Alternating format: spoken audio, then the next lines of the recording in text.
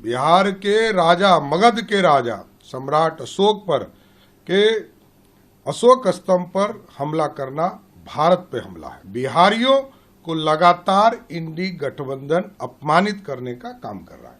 आपने hydrogen bomb कहा, जाके बीड़ी बम छोड़ दिया केरल से, और ये बीड़ी बम यानी बिहारियों की तुलना बीड़ी से करेंगे। बीड़ी से लेकर के अशोक सम्राट तक, रेवंत रेड्डी से लेकर के स्टालिन तक कितना अपमानित करेंगे। अगर आपने तेजस्वी यादव, राहुल गांधी माफी नहीं मांगा और फारूक अब्दुल्ला की पार्टी से, सरकार से इस्तीफा नहीं दिया, इसका अंजाम भुगतना पड़ेगा।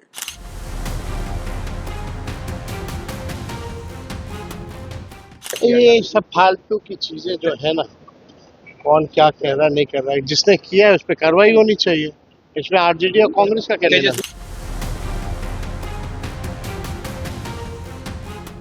अशोक स्तंभ किसका दिया हुआ था?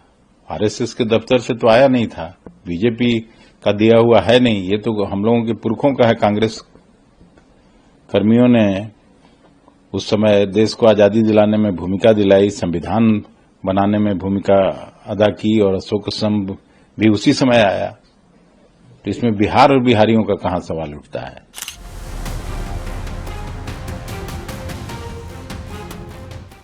देखिए, उमर अब्दुल्ला भी गलत बयानी कर रहे हैं।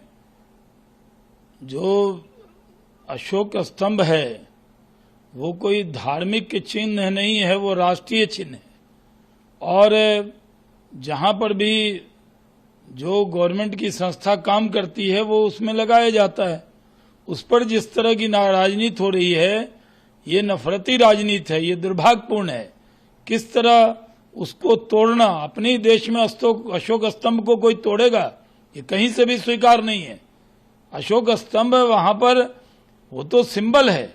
कल हो के ये कोई कह दे कि भारत का तिरंगा नहीं होना चाहिए, ये तो नहीं कहा जा सकता। अशोक स्तंभ नहीं होना चाहिए, ये तो नहीं कहा जा सकता।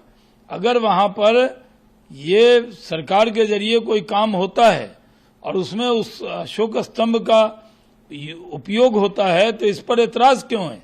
अपने ही देश में अपने ही अशोक स्तंभ पर एतराज हो, यह स्वीकार नहीं है।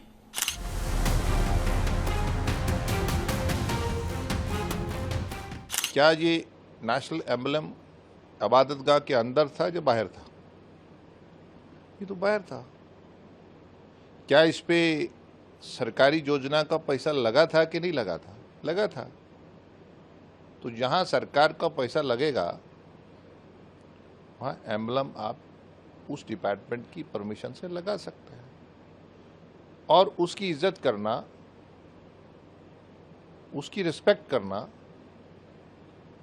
ये हर शख्स के लिए जरूरी है। जैसे नेशनल फ्लैग की इज्जत है,